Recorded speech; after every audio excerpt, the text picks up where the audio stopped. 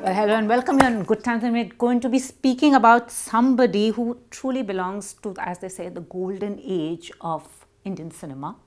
Thank you so much, sir, for talking to us.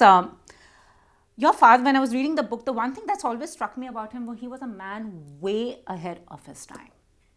Possibly, yeah. But as a son, when you were writing about him, how objective did you have to be? I mean, sometimes you knew him so well, but how much should I write? How much should I withhold? Did that dilemma play out? Not really, because most people who read the book say it's a very honest book. So I just wrote it as it came to me, the memories. Something for me writing this book was redemption. It was redemption, because I think I was not a good son to him. Well, it doesn't seem so. I think all children are like that. I gave him cause for a lot of worry, and not always as good as I would have liked to be. So this was my redemption, to redeem myself and get it off my chest, because it's like a catharsis.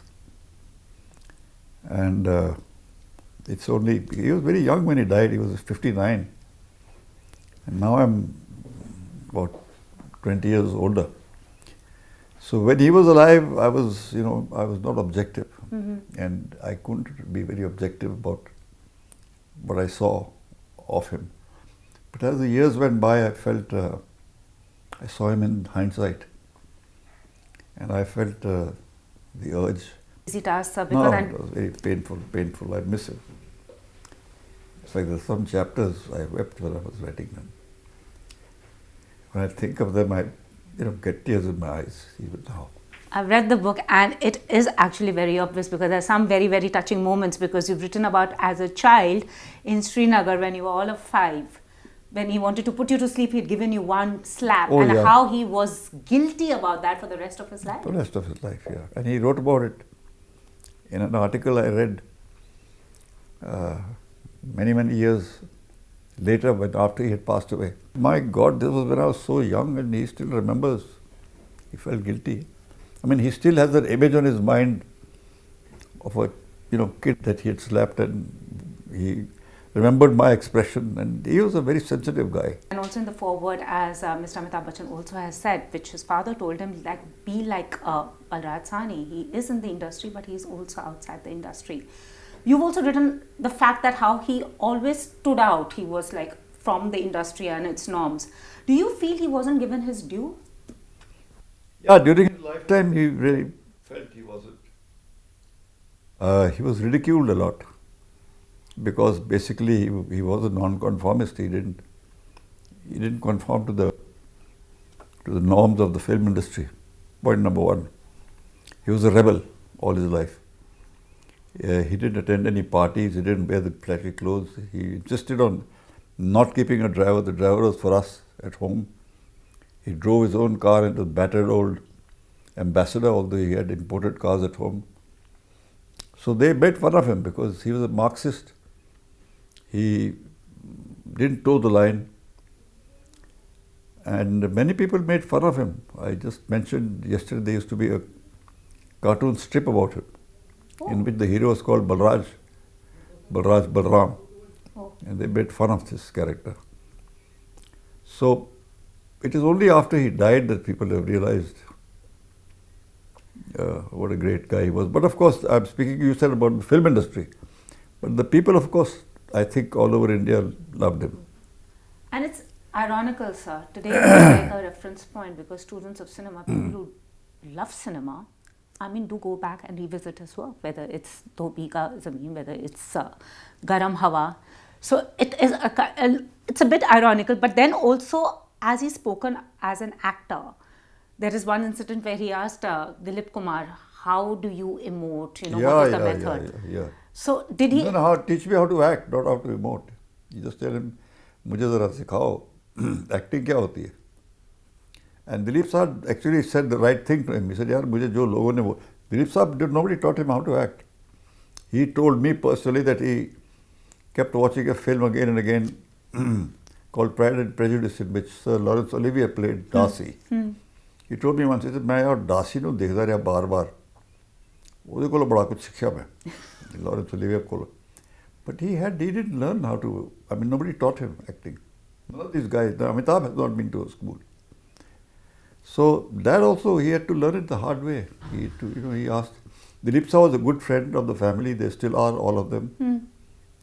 And he was being very frank with the dad. Somebody said, "ऐसे मत करो, तेरा ये angle ठीक नहीं लग रहा, तेरी आवाज़ ठीक नहीं लग रही." So that's how these people used to learn in the good old days. And also, was the man very different from the actor? Because my memories as a child, when the first movie I had watched was Bhiga, Zameen, and then you watched Phool, Maali and all that, I always thought he's a very strict man. I've watched Anuradha also and I've watched Seema also. What the actor Balraj Sahni and the man Balraj Sahni, was there a difference? Yeah, that's the reason why I wrote the book. Because I felt that everybody idolized him as an actor, knew only that side of him. Therefore, I felt that I should write about him as he was. As a husband, as a father, as a brother, as a friend, and people get the right image of him. I mean, he was, as an actor, it's only 1/3 was showing, like with an iceberg. The 3/4 was underwater of the man. So this is to give people a rounded idea about Mr. Sahni, Mr. Balraj Sahni. He was, as you said correctly, so many years ahead of his time. Did he get so into his role that he carried work home, or was it left at the studio? I don't know if he carried it home, but he got into it really in a big way. As it says in the book, he did such a lot of research on each character. He studied people, he traveled, he lived with the people he was supposed to portray, and he did a lot of homework. But I don't think he came home looking like Kabuliwala and behaving like Kabuliwala, or like a guy, like a rickshaw puller. He was different. He came home, I think he had this capacity to, switch off and switch on, which most actors have. I don't think. When you're speaking about Kabuliwala, I don't know whether it's the song that Manna Dey has sung or it's his expressions which still make one move so much. But he was pretty influenced by Guru Rabindranath Tagore. That art needs to be felt. So were these ideologies he imbibed, talking to these thinkers, and also he was a die-hard Marxist, and the book was under his pillow when he passed away. So was he seems like a very staunch idealist. Absolutely. That is a whole generation of idealists, I'm sorry to say. That entire generation, Bhishamji, him, Kafi Saab, Sardar Jafri, in Pakistan, this fellow, Sajjad Zahir. This whole gang was very big idealists because they had seen the struggle for freedom. They had suffered under the British. Dad writes in his autobiography about how the British looked down on Indians, what he felt when he went to England and stayed with them for 4 years. So they were a bunch of very, very, very profound idealists, all of them. Tremendously influenced on one side by Marxism, on the other side by the romantic poets like Keats, Shelley, and especially Byron. Okay. And they were all rebels, and they were all adventurers, especially Byron was. So he loved life, and he didn't he believed that conformity is mediocrity, and he liked challenges. So he always took on stuff that was the most unusual and the most difficult, because it appealed to his nature, something new to do all the time. He was a nonconformist. That's the name of the book. Apt title. Yeah. And also, what was interesting was quite the romantic at heart. I've loved your stories, but quite the romantic at heart. Absolutely. Yeah. I think all great artists are. But he taught us by example. He didn't say, "Ke kar kya raha hai tu yaar?" I was not serious about Hindi cinema, ever. I'd been brought up in European cinema. Mistake. I should have gone to, like our friend here, to the FTII. Because that would have made me more Indianized. It was a very alien cinema for me. And there were no songs. I said, what the hell is this going on? Why have they cast me in this? This girl is singing, the girls are singing. So what do I have to do with it? And so take it easy. And there were so many pretty junior artists. I have just come from Russia. And in Russia, things were different, you know. True. He said, yeah, तुझे कचरा करना है तो कहीं और जाके कर. But this is holy ground. Because this is worship. For me, work is worship. I don't go to gurudwaras, I go to temple, I don't go to churches. I'm an atheist. I don't believe in God. But this place, the set, is my temple. I never forgot that. He didn't suffer fools. He suffered fools.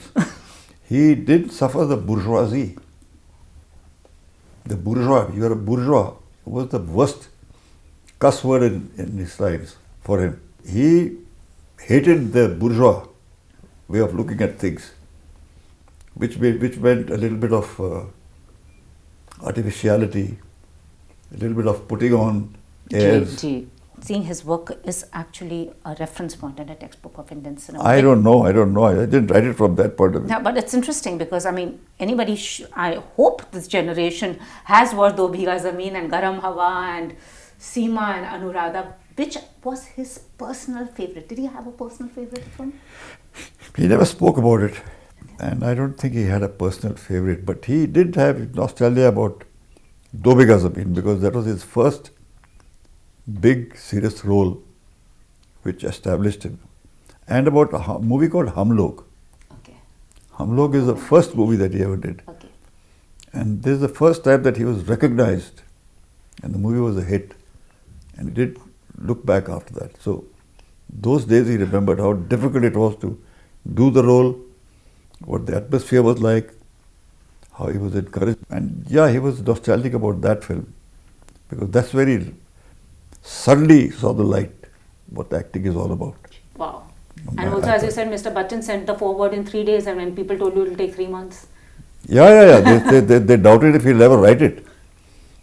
And the second or the third day, the driver was there with the beautifully bound foreword. And that was the best chapter in the book. In any case, I think that's one of the best chapters in the book that describes Dad better than all the rest of the chapters.